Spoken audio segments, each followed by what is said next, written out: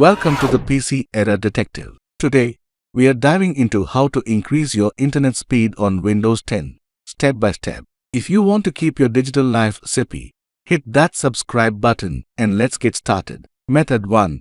Modify DNS servers.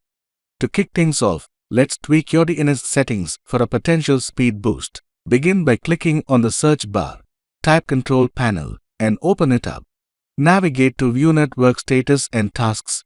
Then click on Change Adapter Settings. Right-click on your network option and select Properties. Tap on Internet Protocol version 4, TCP/IPv4.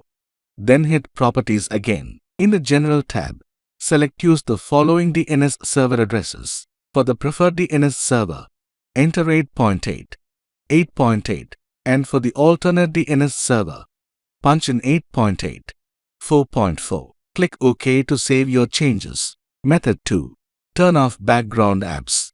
Next, let's reduce the drag on your system by turning off unnecessary background apps. Click on the search bar, type Settings, and launch it. Scroll down to Background Apps and click. Here, you can switch off the apps that you feel are hogging your bandwidth. Method 3. Disable P2P updates.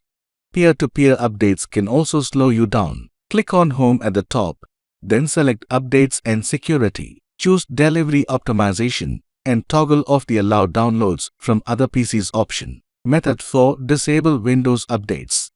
Lastly, let's put a hold on Windows updates. Type Services in the search bar and open it. Scroll through and double-click on Windows Update. In the Startup type, select Disabled and confirm with OK. This will boost your internet speed on top. And that's it. Thank you for watching and see you in the next video.